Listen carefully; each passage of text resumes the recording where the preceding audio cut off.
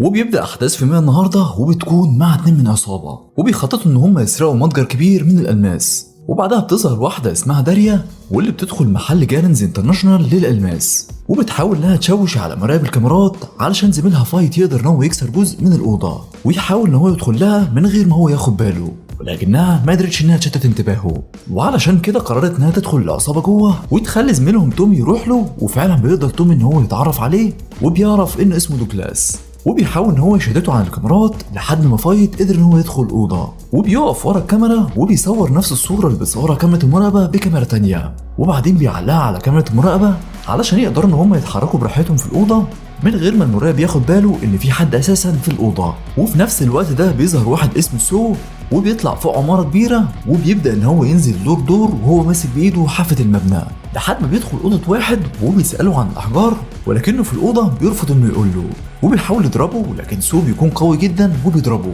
وعلى طول بيعرف منه كل المعلومات اللي عاوزها. وبنرجع لفايت وداريا اللي بيقدروا ان هم يركبوا صاروخ في الاوضه وبيضربوه علشان يفتحوا الخزنه الكبيره، ولما بيحس المراقب بالهزه قال له تومي انها مجرد هزه ارضيه، وبيدخلوا الخزنه وبتبقى في مئات الخزن التانيه وبيبداوا ان هم يفتحوها، وكل ما بيلاقي اي مجوهرات بياخدها لحد ما بيقدروا ان هم يلاقوا الاحجار السوداء واللي بتكون اغلى انواع المجوهرات وهي دي اللي كانوا جايين عشانها. بس بيلاقي فايت ان رقم غريب بيتصل عليه وبيكون سو هو اللي بيتصل وقال له ان في حد من معاونينك خانوك وان الشرطه جالك دلوقتي والافضل انك تسيب الاحجار مكانها وانت عارف انا قصدي عليه كويس. فرد عليه فايت وبيقول له ان هو ما يقدرش يسيبها، وفي الوقت ده بتيجي الشرطه قدام المتجر وبيهرب تومي وبيتواصل معاهم وبيقول لهم ان الشرطه وصلت، فبياخدوا كل المجوهرات علشان يهربوا وبينزلوا عند النفق وبيتفرقوا، ومايلز بيروح من طريق وفايت وداريا من طريق تاني وعلى طول بيروحوا ناحيه المترو، ولكن الشرطه بتكون وقفت كل خطوط المترو علشان يفتشوها، وبيكون فايت وداريا فوق المترو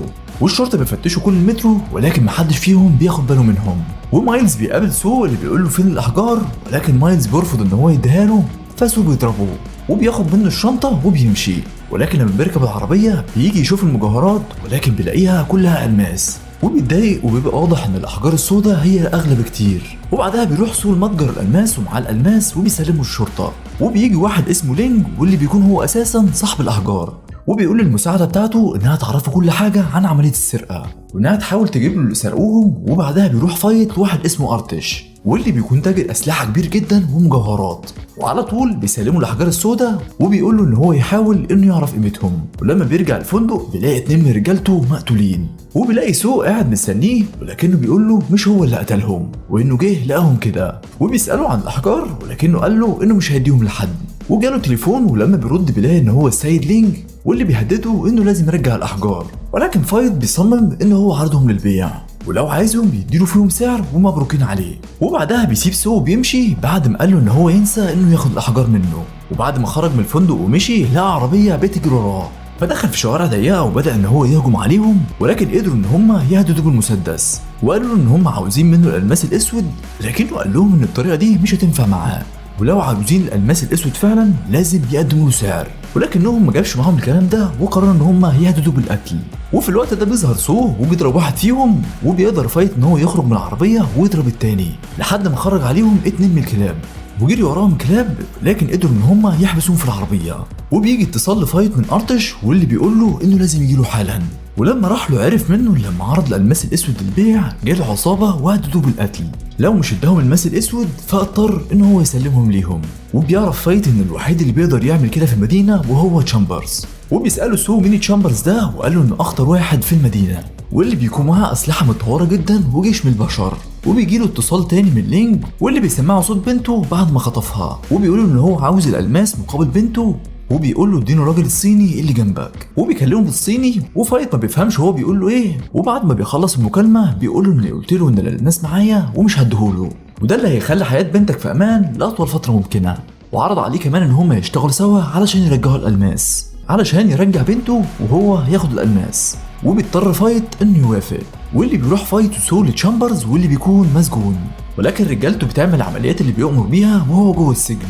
ولما بيدخلوا له زياره بتكون الزنزانه بتاعته عباره عن جناح في فندق، وبيدخل يقول له ان عاوز الاحجار اللي رجالته خدوها ولكن تشامبرز بيكون بينه وبين فايت عداوه بسبب ان هو كان اخد منه وحبيبته داريا زمان، فاتريق عليه وقال له لو خدوا بنتك رهينه انساها وخلف غيرها. وكان فايت عاوز ان هو يضربه، ولكن سو منعه بسبب ان رجالته اللي موجودين في السجن ممكن يهجموا عليه، وفعلا واحد منهم بيهجم عليهم، ولكن سو بيقدر ان هو يوقعه على الارض بضربه واحده وعلى طول بيسيبوه ويمشي. وبعدها بتروح داريا لواحد اسمه اوديون، واللي بيكون واحد من رجاله تشامبرز، ومش بس كده لا كمان بيكون دراعه اليمين، واللي بيكون بيعمل له كل الشغل بره السجن. وبتقول له ان هي اختلفت مع فايت وانها عايزه ترجع تشتغل معاهم تاني، وبتحاول ان هي تستدرجه لحد ما بتروح معاه المكتب. وفي نفس الوقت بيكون سو ارتش بيروح يدوروا على واحد كان يعرفه ارتش، واللي بيكون ممكن يدلهم على مكان الاحجار، ولكن بيكون المكان عباره عن حلبة مباريات قتال غير شرعيه. وعلشان يعرفوا يدخلوا بيضطر ارتش انه يكذب، وبيقول لهم ان سو هيشارك في مباراه وياخد رقم 12. وبيكون فايت ومعاه مايلز فوق سطح العماره، وبينطوا فوق العماره اللي فيها داريا، وعلى طول بيستنوا فوق السطح لحد ما توم بيروح نفس المكان بس بعربيه مبيدات حشريه. وبيقول للحراس ان البلديه نزلت قرار امبارح وان المكان اللي بيكون فيه اجانب لازم تترش. ولما الحارس رفض قال له انت حر، بس كده البلديه هتيجي بكره وتقفل المكان كله، بس يقترح عليه ان هو ممكن يدخل مكتب او حاجه وانه يرشها ويجي تاني بكره يكمل على ما الزباين يمشوا. وبيوافق وبياخدوا المكتب تشامبرز وبيحط فيه المبيدات الحشريه، وبيقولوا ان لازم محدش منهم يدخل المكتب ده خالص لمده ساعه. ولما خرجوا منه ادى الاشاره لمايلز وفايت انهم ينزلوا، وفعلا بينزلوا بيكسروا الازاز ويفضلوا يدوروا على الاحجار، ولكن ما بيلاقوش اي حاجه لحد ما بيلاقي زرار تحت الترابيزه، ولما بيدوس عليه بيخرج منه مكان سري، وبيضطر انهم يفجروه علشان يشوفوا ايه اللي جواه. ولكن التفجير ده بيعمل صوت قوي جدا، وبياخد الحرس واودن بالهم، وبيفهم اودن انها بتخدعه فبيضربها، وبيقول لواحد من الحراس بتوعه انه يفضل معاها وما يخليهاش انها تمشي. ولما بيفتح فايت الخزنه بيلاقي ان كل اللي فيها فلوس فبيرميها، وبيفضل يدور على الاحجار وما بيرضاش ان هو يمشي، وبيزعق لمايلز وبيقول له امشي انت. وبيجي رجاله اودن وبيضربوه وبيسلموه للشرطه. وفي نفس الوقت داريا بتضرب الحارس وبتهرب، وكلهم بيتجمعوا بره وبيشوفوا الشرطه وهي بتقبض عليه. وبنروح لسو واللي بيجي دور المقاتل رقم 12، بس هو في الاول بيرفض ان هو يدخل القتال، ولكن ارتش قال له ان هو لو رفض هيطردوهم بره، وهو لسه ما لقاش الراجل اللي بيدور عليه، فاضطر ان هو يدخل. بس لما ارتش لقى الراجل وشاور عليه قرر سو ان هو ينسحب وبيمشي، بس ده كان ضد القواعد، ولقى نفسه هيواجه كل المقاتلين اللي موجودين، وبدا ان هو يضرب فيهم واحد ورا التاني. وفي نفس الوقت بيقدر فايت ان هو يهرب من الشرطه، وعلى طول بياخد بيت شباكي وبيهرب بيه من الشرطه، وبتبدا الشرطه انها تطرده. وبتشوف فانيسيا في التلفزيون ابوها والشرطه بتجري وراه، ولكنه بيقدر ان هو يهرب منهم. وبنرجع لسو اللي بيحاول ان هو يهرب منهم، ولكنهم بيوقعوا بيه سلك الحلبة، وبينتهزها فرصة وبيبدأ ان هو يضرب اي حد يقرب منه. ولما بيقدر اخيرا ان هو يخرج من الحلبة، وعلى طول بيروح الجراج عند عربيته، وبيلاقي ارتش بيوريه فلوس اللي راهن بيها على فوزه في الحلبة، وكمان قدر ان هو يخطف الراجل اللي عاوزينه. وبنروح للينج اللي بيروح زياره لتشامبرز وبيقول له ان عاوز الاحجار بتاعته، ولكن تشامبرز بيرفض، وبيقول له بالبلدي كده ان هو مش هيبيع حاجه لسه ما يعرفش ثمنها. ولكن على طول لينج ما بيعجبوش الكلام وبيقتل الحارس بتاعه، وبعدين بيهجم على تشامبرز وبيهدده علشان يعرف مكان الاحجار. وبعدين بيخرج من اوضته وبيقول لحراس الاوضه انه بيبلغهم محدش يزعجه خالص، ولكن في الحقيقه بيكون لينج قتله. وبيعرف فايت وسو مكان الاحجار من الراجل اللي خطفوه من مباريات القتال، ولكن لما بيروح ياخدوها بيلاقي ان رجاله تشامبرز مقتولين ومش بيلاقوا الاحجار خالص، وبيلاقي سو حجر واحد بس منهم، وبيقول ان اكيد لينج هو اللي عمل كده. وفعلا بيكون لينج خدها وبدأ عملية التخصيب للأحجار وبيجهزها علشان يبيعها. وبتقدر فانيسيا بنته انها تفك نفسها بالسلاسل بتاعتها، وبتفضل تدور حواليها لحد ما بتلاقي تليفون قديم وبتتصل بأبوها، وبتقول له انها شايفه اشعه ليزر خضراء ومجموعه كراسي. وبيفهم سو ان هما بيخصبوا الاحجار، وان الاحجار دي عباره عن بلاتينيوم صناعي. وبيقول سو ان اكيد اللي هيشتريها هيجي بطياره لفتره قليله ويمشي على طول. وبدا يعملوا جرد بالطيارات اللي هتدخل لوس انجلوس وتخرج في نفس اليوم، وبيعرفوا ان في اكتر من طياره رايحين في نفس المكان، وبيتوقعوا ان المكان ده هم اللي هيبيعوا فيه الاحجار. وبيجمع لينج اقوى تجار السلاح في العالم وبيوريهم الحجر وبيختبروا قدامهم، واللي بتوصل قطعه صغيره جدا من الحجر لطاقه اقوى من 10 قنابل من هيروشيما.